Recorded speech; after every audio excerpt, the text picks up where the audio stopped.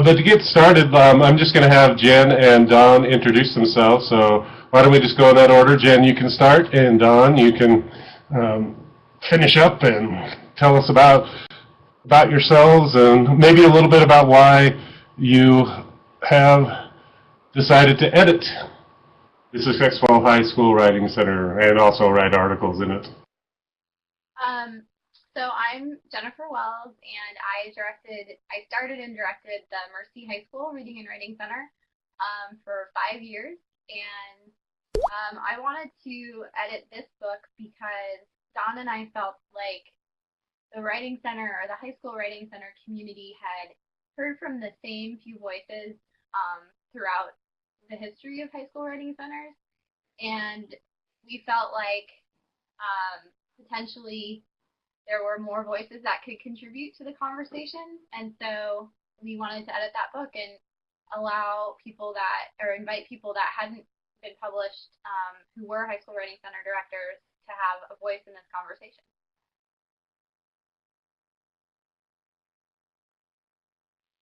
Hi, everybody. I'm Dawn Fels. I would add to what Jen already said, we also wanted to get teachers' voices into the mix, especially those teachers who directed writing centers in schools that served diverse student groups. If you look at the literature that exists before our book came out, there's really not much mention of writing centers that serve diverse student populations. So that was definitely a priority for us.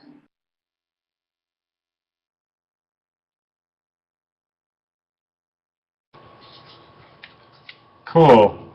One of the nice things, like I said, about hosting this is I can get all my questions answered. But I just want to dive right into to writing centers in a high school context, because writing centers at colleges and universities, they make sense in the sense that students seem to have a lot more free time. They're taking fewer classes. The classes are not in all blocks, and I'm probably showing the fact that I haven't really thought that much about high school since I was in high school. But the fact that I remember going to school from 7 in the morning until 3 in the afternoon, and the only free time was lunch period. Okay? How does a writing center work in the context where, in a high school context, when students are in a sort of regimented schedules? Has scheduling like that changed? Or is there, how does a high school writing center person address that sort of, the regimentation of student schedules? Well, I'll start, since the writing center that I started at University City High School was actually, the schedule was a block schedule, and we also had a lot of student athletes. And so what we discovered was that students are rarely, if ever, able to come to the writing center after school. Some were available to come to the writing center before school, but that meant that they had to be there doing something prior to, between 6:30 and 7:25 in the morning. So we didn't get a lot of takers for either before or after school.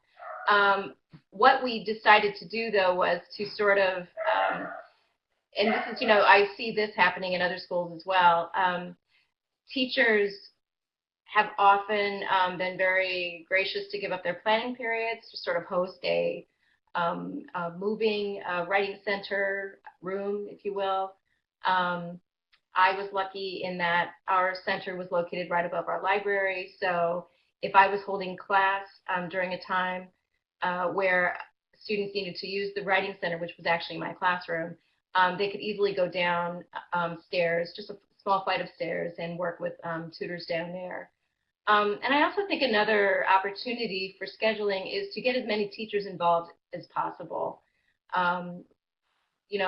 Back in the day, we didn't have any resources. I don't think that's changed much, actually, the lack of resources thing. But we had volunteers come in whenever they could. We had students who served as peer tutors, tutor whenever they could. So really, it was it was sort of whenever we could provide the tutors, students would come, and that's basically how we handled the difference in the schedule.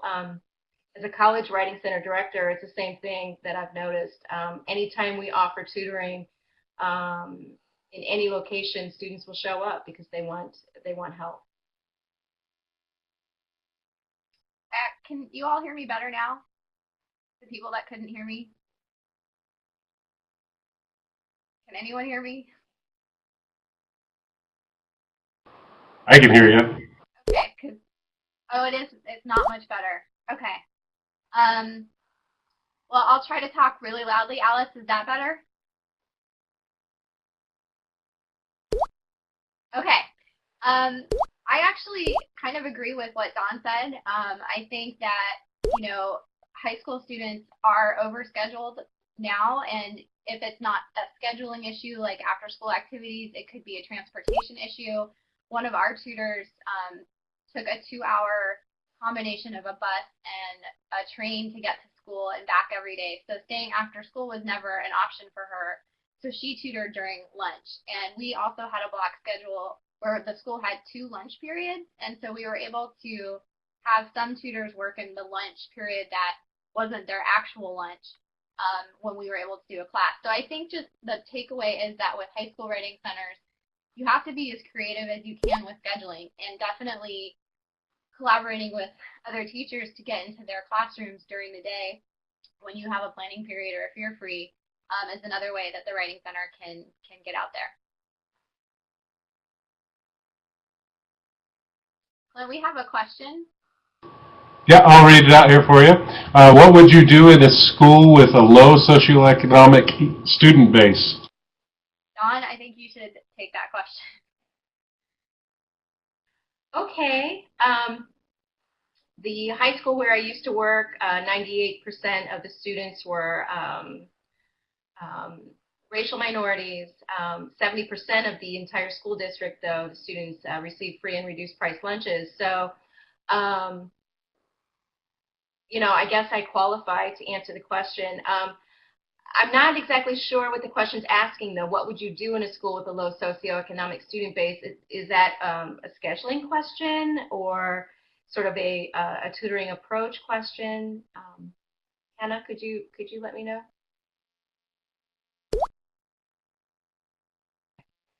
Okay, great, tutoring approach. Well, I have to say that over the years I've discovered that there is no one approach to tutoring, and so there is no one approach to tutoring students who fall in the lower socioeconomic ranks. I mean, honestly, it's all about talking about writing and having a conversation about writing. Lived experiences certainly come into that. I think there's a little greater concern maybe about how to access conversations about previous instruction and literacy practices in the family. But this is certainly not to say that every poor kid's family, doesn't provide them with literacy experiences prior to high school. So that is not at all what I'm saying. So I guess there's really not that big of a difference. I mean, I have approached tutoring, writing, and training tutors pretty much the same way, and I've worked in that particular high school and a couple of different but very diverse universities as well. So I don't see that there's one special approach. And Robbie Gold has a follow-up there. I find minimalist tutoring very helpful. What are your views on the subject? And then we'll get to Alice here in a second, too. Well, again, kind of to echo off or to bounce what Dawn said, I think that there's sort of lore around writing centers, and one of the things that some of my current tutors who worked in other university writing centers before ours were told was they should never hold the pen ever, ever, ever, ever. And I don't necessarily agree with that sort of all or nothing mentality. And I think sometimes when you latch on to a certain approach to tutoring, you can become a little bit inflexible. So absolutely, do I think that the tutor should not dominate the conversation? Yes. Do I think that the tutor should not be writing all over the student's paper? Totally. I think if nothing else, I think the tutor, and I stole this from Andrew Jeter, who's up there in the left-hand corner, I think that their approach is essentially to say what they're experiencing as a reader and articulate that verbally to the student so that they're able to see how what they're saying may or may not be communicating with the reader. And in a sense, that's minimalist because we're not fixing it necessarily. We're not telling them how to revise. We're just saying, here's some information for you. And then from there, you can talk about options for revision. You could give models if the student is really stuck. You could give them a couple of choices. So I think, yes, I think a lot of minimalist tutoring is good. I think that you can get into some challenges when you are working with speakers of other languages who may need a little bit more direct tutoring. So I think it's yes, it's good, and I think of course we do things that are minimalist, but at the same time I try not to get locked into a specific sort of methodology because it changes over time. If I could add to that, the research that I've done with college level tutors, actually, some of whom who did tutor in high school, you know, they're students. We have to remember that, you know, peer tutors, for the most part, are students and have lived through the same kind of stressors and expectations and things like that that, you know, the students who seek their help are experiencing right now. And so one of the things that I learned from talking to a lot of tutors is that when push comes to shove, tutors are going to do what they can to help the student, even if that means sort of going against what they've been trained to do, going against what their director expects them to do, what the lore, says that they should or should not be doing. And I think we need to honor that. We are relying on those tutors, those students, to be making decisions without us in a timely manner. And I think that's part of the cool things. We can stay out of it. And just for those who are putting in questions in the text chat box, we will get through them in order. I'm going to go to Alice's first question. And Alice actually has her class on with us this evening, so we can wave to the class. Hi, class. But the next, what Alice asks is, or says, suggestions for reaching high school teachers in other disciplines to use the Writing Center. Well, I think what I learned after teaching in a high school is just that this is true in any institution, but particularly a high school where you're always with the other faculty, whether you're chaperoning a dance or you have like lunch duty or you're standing in line at the coffee machine. And so I actually used the coffee machine kind of strategically, and I would go and make copies of things in small batches so that I would always be in the coffee room, because then I was able to just chat with the teachers about what's going on in your class, and what kinds of writing are they doing, and how do you think that's going? And inevitably it would turn into, well, my students aren't doing this, or I'm frustrated about that. And I would say, well, here are some things that either I can do or that the Writing Center can do. And so from that, we were able to, our actual biggest sort of client base, I guess, was the social studies department, because they did a lot of research writing, and it was a huge task for the teachers to teach drafting and revision for these pretty big papers. And so once the Writing Center kind of entered the picture, they were actually able to require more drafts and more revision from the research papers because there were more people available to give students that feedback. And so then it goes from not only is it a relationship, but you're basically making their job easier, and who wouldn't love that, you know? And they're getting better writing from their students, and so then word spreads. So that faculty member talks to this other faculty member in science, and then all of a sudden you're in the copy machine room again, and you're having that conversation with the science teacher. So just like any institution, it's definitely about relationships. Unlike college writing centers where you may not see faculty very often on campus, you know, you see your high school colleagues all the time. So it's easier in a lot of ways, I think, to do writing across the curriculum work and to get teachers to buy in at the high school level than it is at the college level. A couple of other opportunities include, first of all, including teachers from other disciplines in the very earliest talks of starting a writing center, to sort of engage them in the early discussions, have them feel like you're not trying to take over their job. You know, working with writers is something that they can do. It's not that you can do it any better. You know, I mean, these are some real concerns and sort of potential pushback. You know, of a new person, a teacher, even a veteran teacher trying to start a writing center in a high school. And so I would say that including as many in those conversations early on is critical, really, to sort of the buy-in and the collaboration.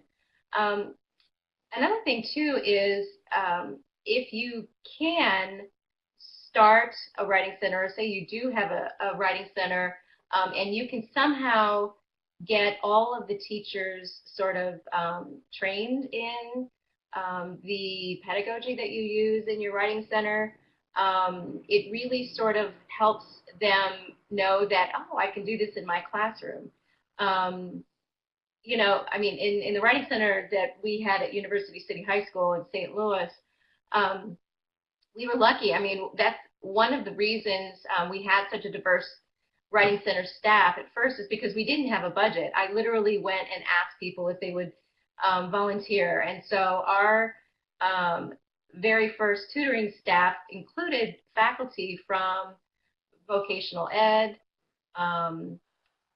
PE, the special school district, which is actually the special school district is different from the actual other school districts, and so we had special ed teachers in the classroom. So I had some of those. We had both of our librarians. We had a social studies teacher. We had a science teacher, and we actually had one of the art teachers. So I think that if you can include them, you know, that's another opportunity to sort of encourage use in their departments. And then one other thing I would say is that if you could get even one person from other departments to sort of catch the fever of the writing center, it is a lot easier for them to go into their departments during department meetings and sort of discuss, well, what are the concerns that we are seeing in our classrooms with student writers, and how can we work together and work through the writing center, you know, to sort of provide the support that our students need. So those are just a couple of ideas too. Yeah, just a follow-up on that, and we'll get to the next question, which relates, I think, to where I'm going. That peer tutors at high schools, how common is it? Well, I'm not even saying peer tutoring is very common at the college and university level, particularly at two-year colleges, which seem to shy away from peer tutors for whatever reason. But could you talk, you know, in your sense, what is the fact that peer tutors are at high school writing centers, and how do the faculty react to peer tutoring being in a high school setting? And then that relates to Laura Morales' question: if tutors are not required to be A students, is their tutoring always sufficient? Can we put Andrew Jeter on the spot to answer that question? You can't? We can't? Yes, we can. Are you talking? Yes, Andrew, speak. Yes, you can. I'm sorry, what's going on? I don't, can you hear me? Yes. Louder. Louder. How's Yes. this? Better. The problems that a lot of schools face when they only hire A or A+ students is that they have a difficult time connecting with the other students in the school. Um, I think if you are going to create a center that is content specific, so if you want your tutors to be able to tell everyone how to analyze Moby Dick, for instance, then yeah, you're going to want kids who have really good grades. But what we're really trying to get more people to understand is that it should be focused on the process, and that tutors should, or at least what I say is that they should enact a role of a practice audience. Sometimes I even say to my seniors who are working on their college essays, I want you to go and find a sophomore tutor, someone who's clueless as to what you're doing, because they're going to be the person who's going to stop you and say, wait, I didn't understand that. Give me an opportunity to show you how confused your work is making me, basically. And I think that that's a really important piece that high schools need to pick up on, rather than just sort of going with the AP Lit student. For those of you who don't know, Andrew Jeter has written chapter 4 in our book, which is about how do you how do you educate high school students to be effective peer tutors. And I'll just jump in and add that probably one of my best tutors was not an A student, and not related, she also had a significant number of learning differences, and she was such a good tutor because she had access to all these strategies that she'd had to use for herself, that some of the students for whom school had just been easy, they didn't have that. So she was really able to spell things out and to give people strategies in ways that our other tutors who didn't have those challenges just didn't know. And so, and for that reason, I think it definitely is not about the grades that the student has. It's about the access to strategies that they have, their willingness to listen and not to be the, sort of overrun the other student. And sometimes with your AP students who know everything, right, they can be not your best tutor because they're going to take over the session. And that's going back to that aspect of minimalist tutoring I do agree with, which is that the tutor should not take over the session. And sometimes with your straight A students, that can happen. If I could just add one thing, which is that, we strive for as near to peer as possible. And if you've got somebody who's, already going to get a 36 on their ACT, and they're trying to work with a freshman who's struggled for 9 years of public education, there's going to be a disconnect there. And so you're going to want to try and find kids that can be supportive in a leadership role as more so than necessarily what their GPA is. I totally agree with that leadership aspect. The high school where I used to work, of course, we've already talked about, the majority of students being, on the lower end of the socioeconomic status. But then at the same time, we had those, I'm just going to be honest, the rich kids from, the suburbs and professors' kids and, so on and so forth. And I have to tell you, the absolute worst tutor was the one who felt like it was beneath them to help someone, a student whose work was so far below, what they were able to do. And needless to say, that they wouldn't show up for tutoring, and it was just terrible. So I think that, what you really want is again, the tutor, the student who wants to work with others, who likes working with others, who is a good role model and a mentor and wants to lead, but is also humble,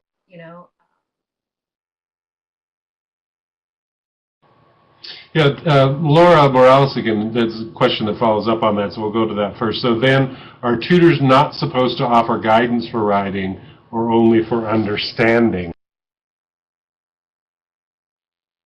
I think that understanding is directly linked to writing and reading, and I think that it's a package. Yeah, and I answered her in I wrote it in the text chat, but I don't think it's either or. And as part of your tutor education, you do give your tutors strategies that they can then share with the students. So it's not like the tutor is never able to offer models or suggestions or guidance, but that's not where they start necessarily.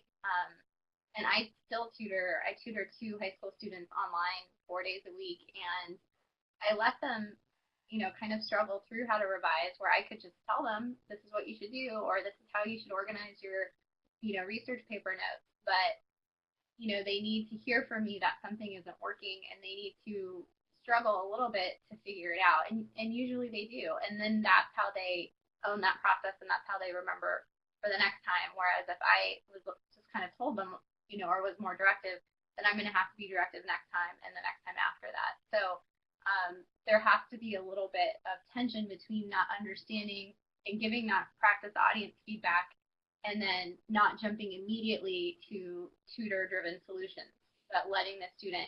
And often it's just asking questions, and you can pull information, or your tutor can pull information out of the student.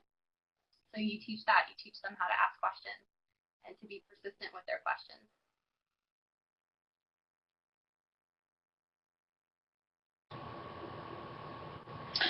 Let's move on. Alice has more questions from her students. I don't think I missed anything. Let me just make sure. For one of my students, our high school writing center is designed to tutor across the curriculum.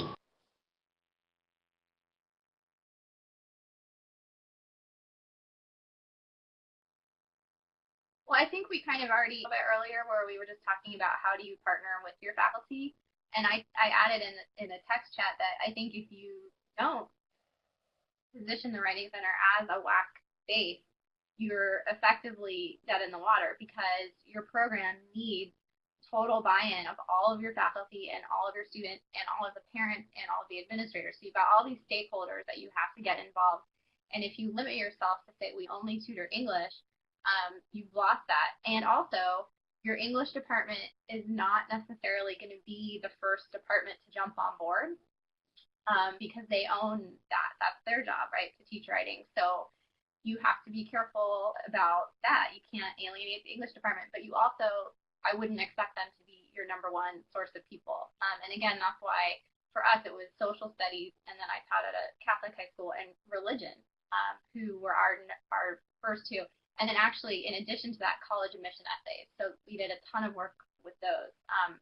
So had we said we only do English, we're only going to do Macbeth papers, we would have missed out on the way that we actually built the center and built the capacity, which was by doing things for other departments.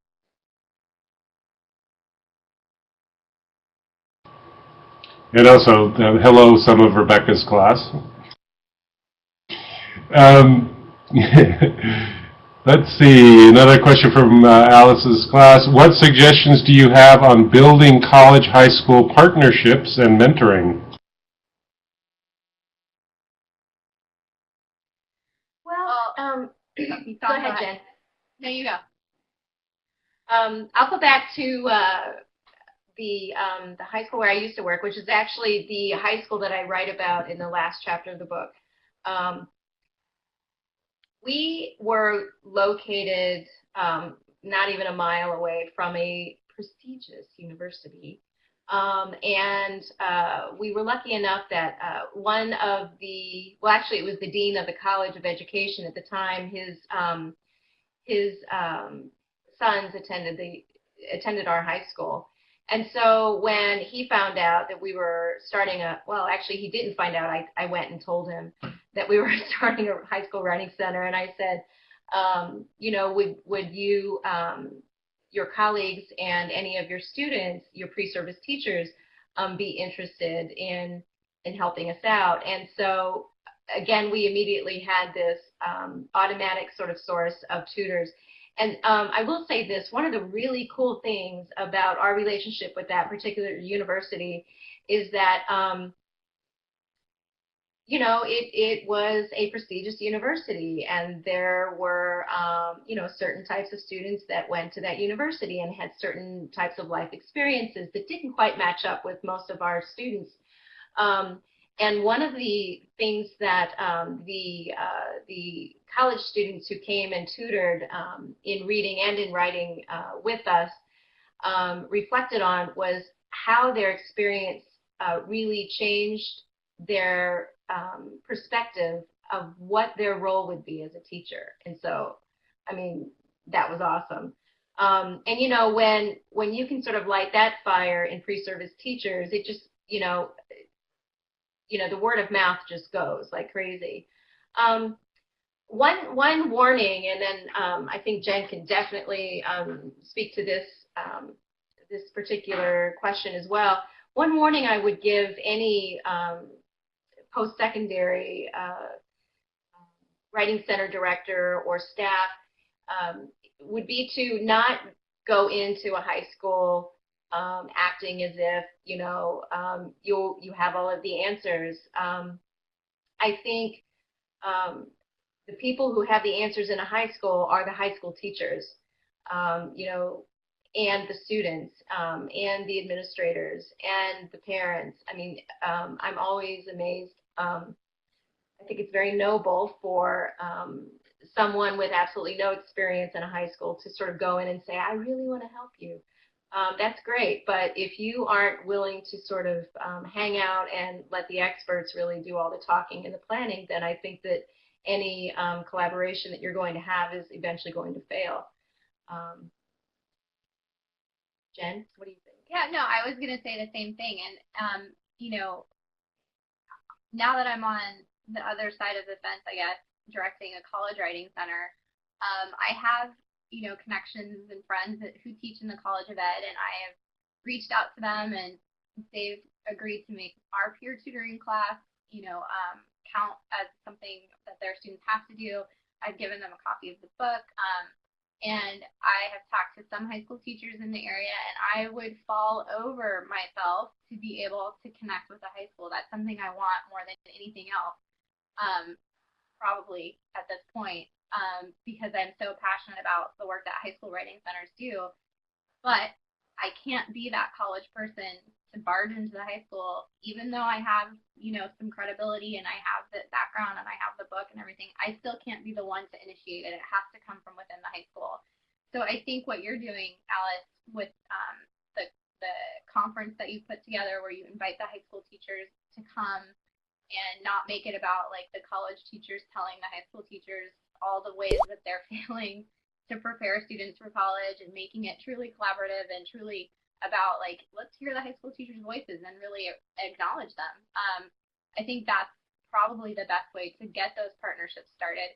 The National Writing Project is another great avenue for partnerships between high school and colleges. The local site for us doesn't exist anymore. If it did, I would be all over that and trying to connect with high school teachers that way. So again, as a college director, I can't go into the high school and tell them you need a writing center. All I can do is network. As a high school writing center director, I would have loved for a college writing center director to come and help do the initial peer tutor training, because I didn't necessarily know how to do that. But that wasn't really an option. And I mean, I knew a lot of directors, but none of them had said, oh, you know, let us know if we can help you out or anything like that. And so eventually I just figured out myself, mostly by asking Andrew what to do. So I hope that answers the question. And that's what I told you 3 years ago. That's still true. Yeah, because I think, and actually it's funny because you read my mind. I actually wrote that question down, is how do you prevent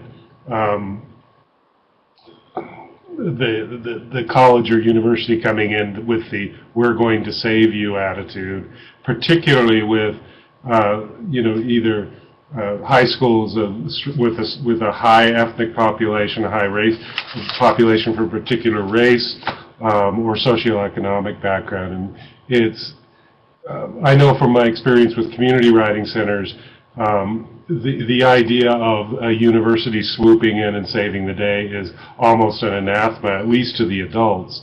It's seen as like, okay, how are you going to exploit us now? And I don't know if the kids feel that way, but they probably do. And yeah, I mean, I go along with you. Is you have to be very careful about what you're doing in that center when you're coming from another place. And I think it's better that a university can learn a lot from a high school more than they can offer in many ways. I also want Just to my add opinion. to, what was that last part, Clint? Just my opinion. There you go. You have good opinions. One of the things that we all have to remember is that high school teachers are professionals, okay? They are trained to teach writing and reading, and they're trained to teach the language arts. I know a whole lot of I'm sorry, university level, community college level composition teachers who are not trained to teach composition. And so, again, my point about the professionalization, the professionalism and the expertise and the dedication of the high school writing center teachers who run these centers or want to run a center. I mean, that stuff is gold. You can't. There is nothing that anyone else could possibly bring to the situation that isn't already there, other than what can I learn from you? How can I help? That sort of thing. I have opinions too. Well, and I will get to Alice's question in a second, but I think this is key. This kind of goes back to the peer tutoring thing, where faculty may not trust peer tutors, or they may expect, oh, we need somebody else to come in from the outside to do this work, which is, yeah. That's why I'm always kind of leery about partnerships, is because it's like, okay, we're bringing these college students in because our students can't do this, which is really bothers me, because I've heard that from community college folks before about our students can't tutor, and I'm like, well, I've been at a community college for 20 years. I have seen plenty of peer tutors, and they all came from the same spot, they're all working with, and they're all doing great. Yes, Andrew. Yes, go ahead. Well, I just wanted to say that I agree with all of these things, and yet we've and in addition to that, we found that a lot of the centers in our own area have at one time or another had a brush with a partnership that may not have always gone very well. But that the things that they say to our regional organization, so we have about 41 high schools in our micro regional, and we provide scholarships for people who don't have centers to come to our conferences so they can see what's out there. That maybe if I were to meet up with other university people, I might say to them, well, you know what, instead of charging in, why don't you invite them to come see yours? Or why don't you invite them to come see a local conference? Or see if you can't find some money to send them to IWCA or a regional or something like that, where they actually have the opportunity to see a wide range of programs so that they can realize that it is a very personal thing for each school. And that's a great way for a university or a college to really participate in helping to grow high school writing centers. I'm going to add to this whole, the tutoring staff doesn't have to be just the students from the, university who is collaborating with the high school. You can train peer tutors and college tutors at the same time. In our center, we have a one staff sort of mentality. I mean, there is no hierarchy, and so everyone is trained at the same time. That way the college students aren't coming in thinking, oh, well, and I think it's kind of fun when the peer tutors, when you actually have high school peer tutors training the college tutors.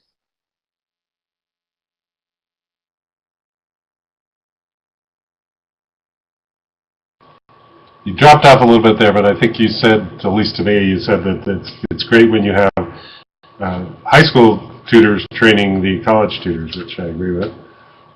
Yes, that's what I said. Let's see. Let me look. Oh. Where was it? I saw it up here. Oh, yeah, Hannah, there it is. How do you deal with a tutor that isn't really helping? Well, I'm going to jump in because that still happens when you direct the College Writing Center, and it's something that I deal with, or not deal with, that I have the opportunity to do occasionally, and today was one of those days. And what you do is you look at it as as a teachable moment, not to be cliche, but you look at it as, here's an opportunity for this tutor to learn more about what they're doing and how to do it. And you provide extra coaching and you provide extra mentoring and you offer to have, I have an assistant who is also a graduate student, and they're going to co-tutor for a while. And often the tutor is really appreciative of the extra help because they're not doing a bad job because they want to do a bad job. They just may not have the confidence. They may not realize their body language, what that's communicating. And so when you provide that extra mentoring, not only do their skill increase, but then their confidence increases, and it's just a great, opportunity, I think, for everybody. So when that happens, I don't think it's a terrible thing. I think it's just another opportunity to model what the Writing Center is about, which is about collaborative learning and giving feedback and giving encouragement and coming up with new approaches.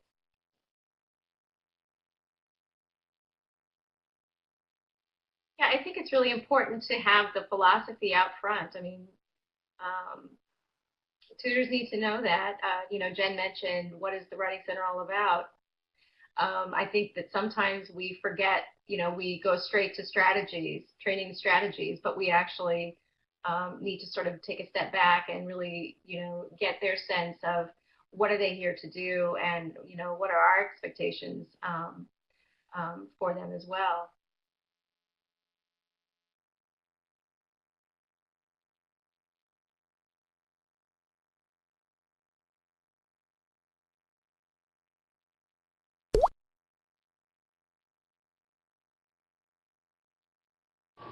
Laura's got another question. How would you deal with complaints from students about tutors?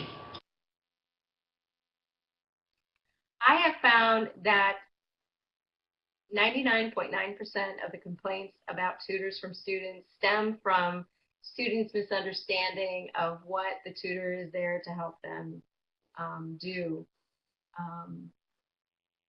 I would say that the most common complaint is that, so this one came up recently. A student who had worked with 4 tutors ended up getting a D on the paper, mostly because of what the professor saw as grammatical errors. And this student was really mad. And so I think that that's an opportunity, just like every complaint, to have a chat with the student about, the process of writing and what our tutors are there to help the student learn rather than just do. Yeah, I mean, I agree. I've had the same experience. I very rarely get. I can only think of maybe one in the last 2 years. A direct complaint to me about a tutor, and it was exactly the situation Dawn described, where the student and the tutor were not in the same, like the tutor knew what the Writing Center philosophy was and knew that they weren't supposed to correct that student's paper, but the student was determined to have that tutor correct their paper and was very persistent and almost seemed to be bullying the tutor into, you will fix my paper. And then when they did not, the student got upset. So I think that can happen. It could be that it is a legitimate complaint where, maybe the tutor did something horrific. That hasn't happened to me, but I'm sure it could happen. And in that case, while I normally 100% have my tutors back and I'm there to support them, if there's a complaint that I feel like, might be something that needs to be addressed, you do the same thing. You have that conversation with your tutor. You say, this was brought up to my attention, or before that, can you just tell me what you thought about this session and how this session went? And they may just volunteer that, I was hungry and cranky and I snapped at the student and I knew that was wrong and I'm so sorry. So sometimes it's just, how did the session go? And then that tutor owns up to whatever it was that didn't go well. So it's either more often than not, a conflict of the student's understanding of what's supposed to happen and the tutor's knowledge of what's supposed to happen, or it could be a real thing, and in that case, you just talk to the tutor and apologize to the student and offer, do you want to meet with someone else? Would you like another appointment? Can I look over something? And you try to, sort of like customer service, you want them to leave happy. Give them, a second opportunity. Yeah, it certainly must be quite an experience for high school age students to be peer tutors. I mean, it'd be a great opportunity, I think. But I'm curious, is there, again, not having dealt with high school age, folks for quite some time, is there a maturity level that changes? From what? 16 to 21, I don't know. There's a big age range, but are high school kids? Is there more? I don't know how to even say it properly without being offensive, but kids that age can be awfully flighty sometimes, right? And emotional and out there. Does that have an impact on how you train, for want of better terms, students and how they respond to each other? I mean, is there more likely to be emotions, or are kids that age actually able and mature enough to handle it without having to worry too much about that? I have been amazed by the interactions between high school students and their peers, high school tutors and their peers. In my chapter of the book, I talk about my conversations with state auditors who came and observed our school for 3 years in a row because we were placed on corrective action.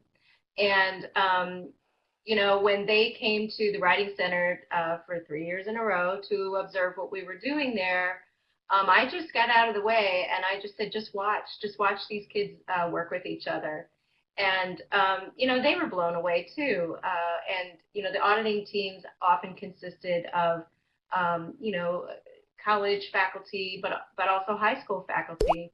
I wish I could pull my son out of his bedroom because he actually started a high school writing center here in Pittsburgh at his school.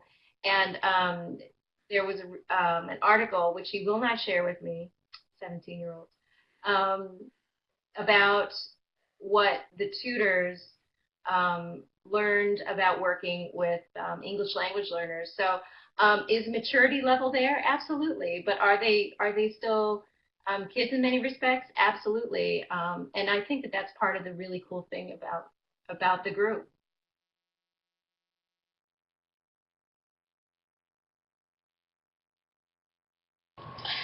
Yeah, Alice has a follow-up question. What if the grade is lower because of tutor error? Well, and I was just typing my response, which was that, first of all, you just never, ever, ever say, either you or your tutors, you never say that a visit to the Writing Center will for sure improve the student's grade, or if they visit the Writing Center, they will get an A. You can say that the Writing Center will give you feedback that your teacher might give you, and it's better to get it from a tutor than your teacher. And then again, that goes back to the question of minimalist tutoring. When a tutor is overly directive, they can be wrong. And if they say, oh, no, you need to put a comma here, or you need to revise the sentence here, they might not actually be right. And so that's the danger when the tutor is the one giving the fixes. But at the same time, tutors are fallible, just like I'm fallible. I could give someone a suggestion and on a paper, and their professor might hate my suggestion, So you also have to give the faculty a sense of this is the kind of feedback tutors give, that audience, practice audience aspect, and they're not necessarily perfect themselves, and so that has to be okay. And if a teacher's like, oh, this tutor told my student to do this, is terrible, and I'm never sending students to the writing center again. In that case, I think the teacher was looking for a reason to not collaborate with the writing center, if they're going to jump on that. And I get that this is probably a specific incident. So again, if you want to talk more about that, I put my email on the chat. I'm happy to follow up with you. There was a question earlier about online tutoring.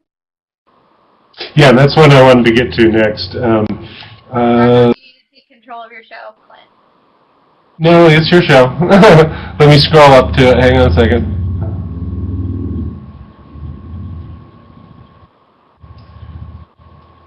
Yeah. This is from Britt Elliott. What is your take on the online tutors for writing?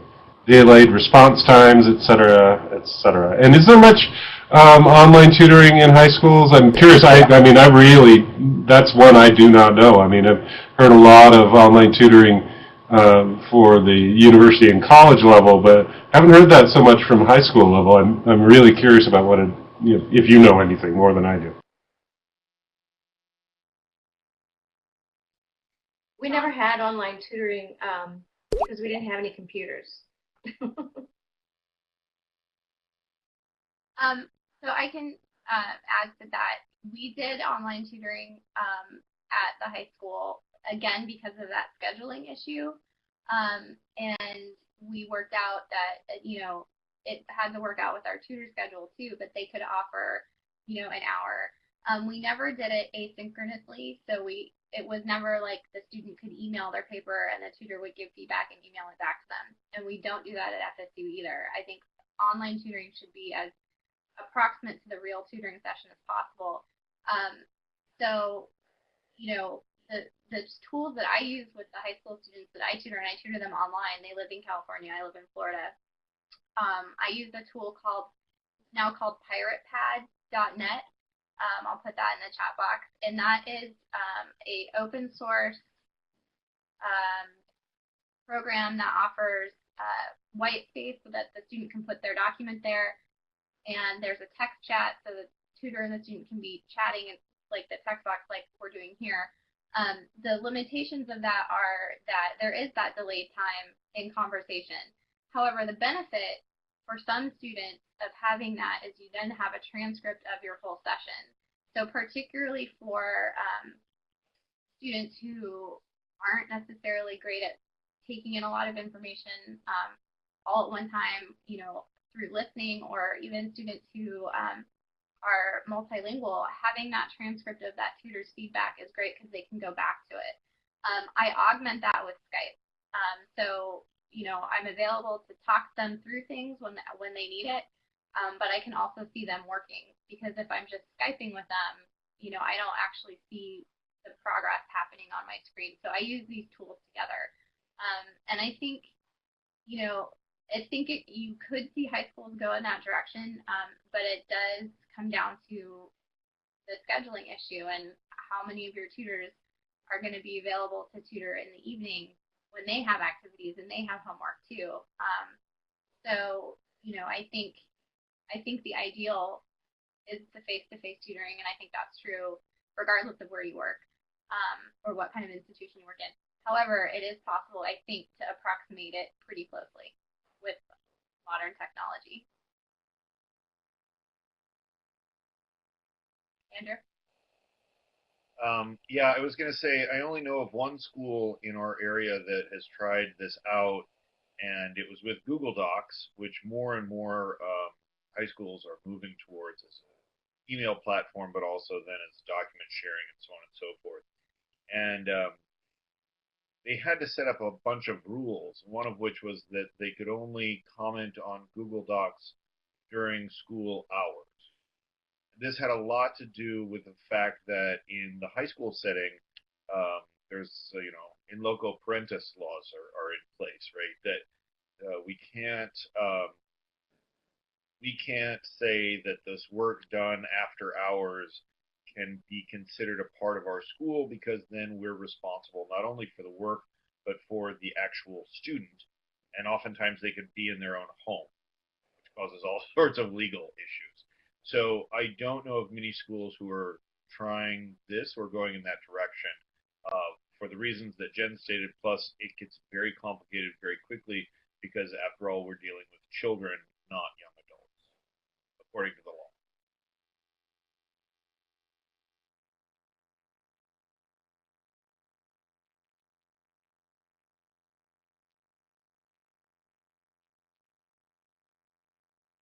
Clint, your sound went away.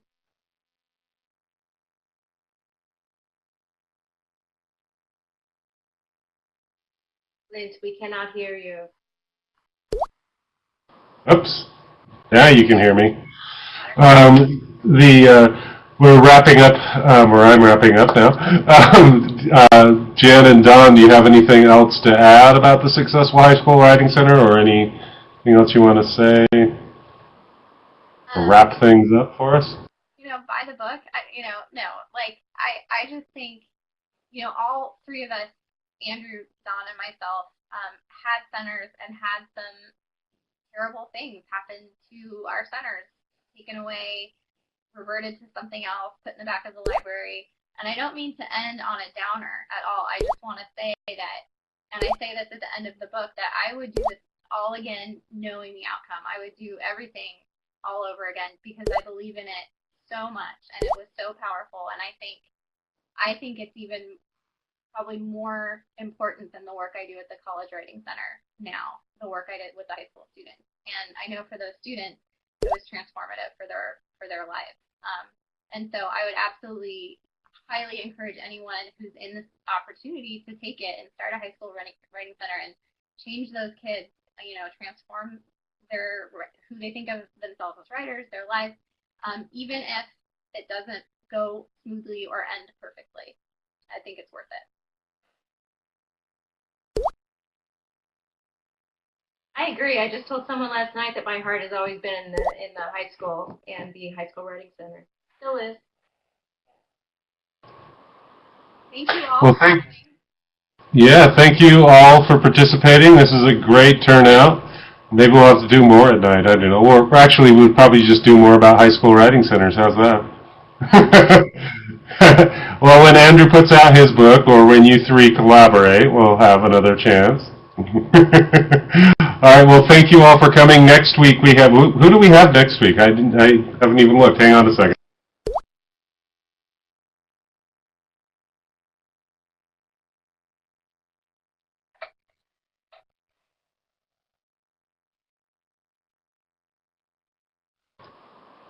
Well, my other browser seems to have decided to lock up, so we have somebody next week. I think it's Rusty and Siu who did the Multimedia Writing Center, but that might be in 2 weeks. So check your email and I'll send out a notice about who's next week and who's not. Yes, it has crashed. So, but anyway, thank you all again. It was great, and the recording will be available on the website. I'll type it into the chat box, but it's PeerCentered.org. And you can find that and the other conversations from the spring there.